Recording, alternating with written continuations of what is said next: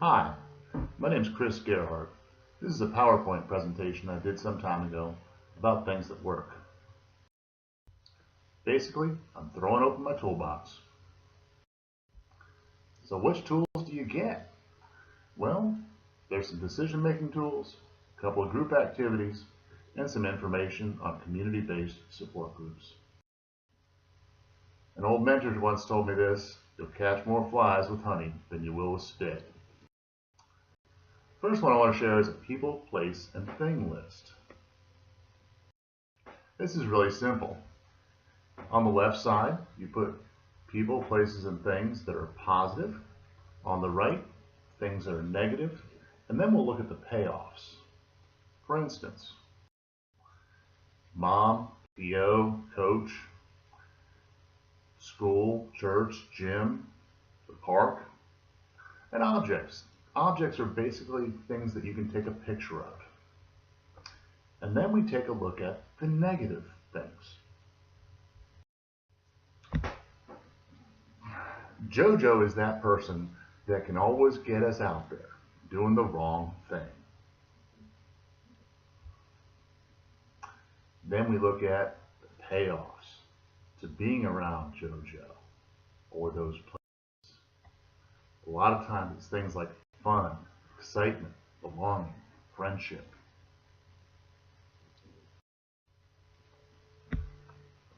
This guy's famous, and we have to take into account that those things which are important to us, belonging, fellowship, feeling of family, are really, really important. And if we're not finding a way to meet those needs, clean and sober, then we'll probably be back to drinking. I was having asked which was harder to fill out. Notice the blanks. Were there places that you knew the answer to, but you just hadn't been to in a while?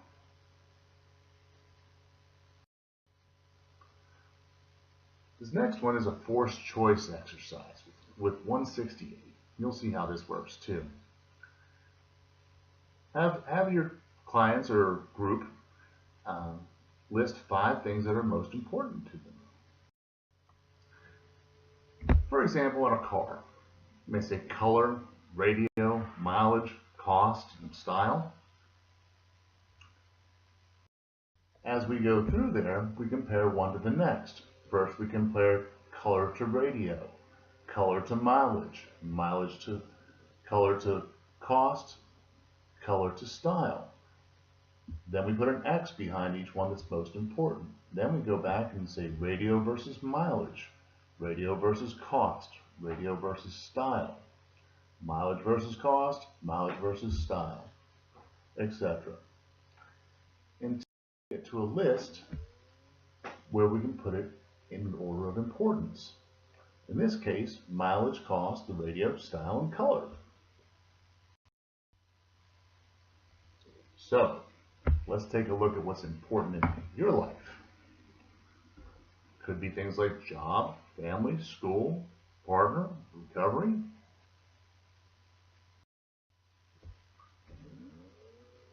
Once we have that list, then we look at 168. What's that? 168 is a product. 24 hours a day, 7 days a week. We get no more of this and no less of this than anybody else in the world. So what are you doing with your time? We've already figured out with the forced choice exercise what's important to you. How does that line up with your actions?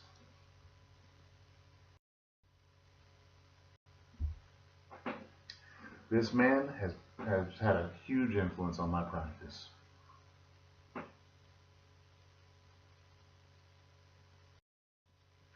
Here's a couple activities I like to do. Got to have some rules.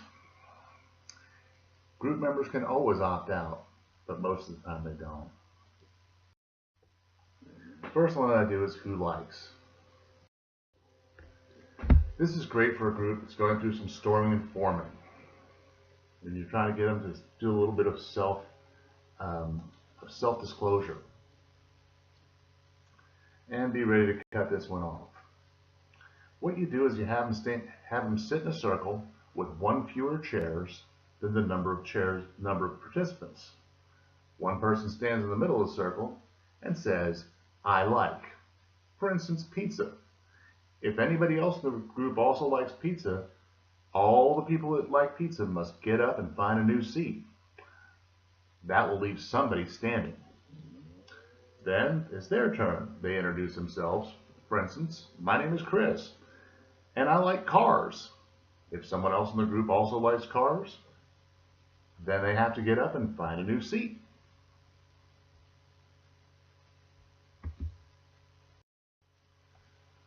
This one is kind of interesting. Without any chairs, I have them line up in a circle. Line up in a circle? What do you mean?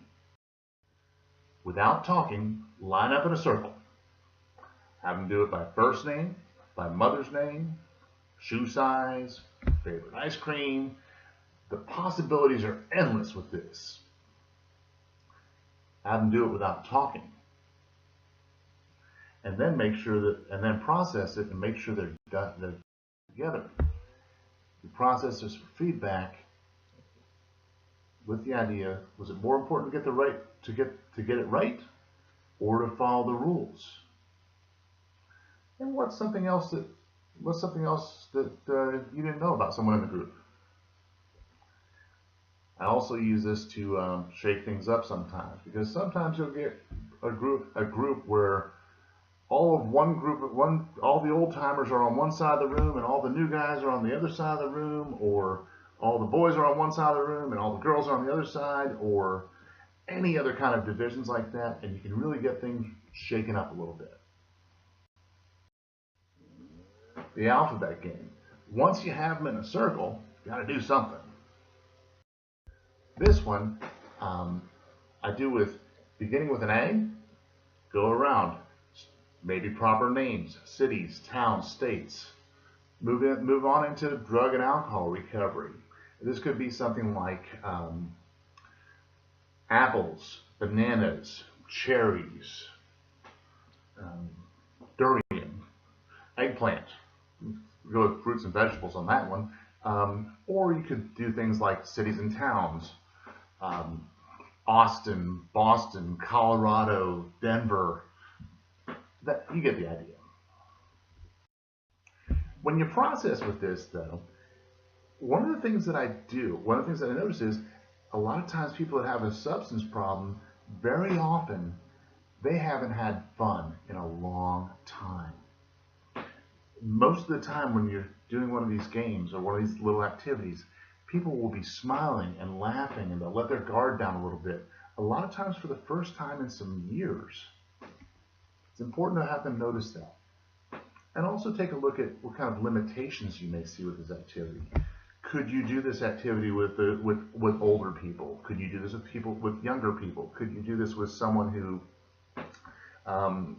doesn't get around so well, or doesn't hear well?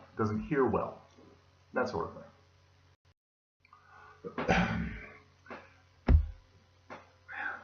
This is an area that's kind of touchy for some people. AA's tradition is the only requirement for membership is a desire to stop drinking. So that means if somebody has a desire to stop drinking, they're welcome to go to an AA meeting. There are two kinds of meetings, basically: open meetings and closed meetings.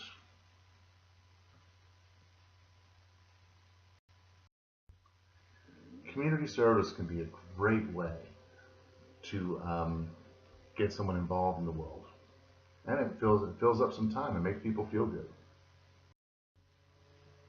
These are some final thoughts and some further reading.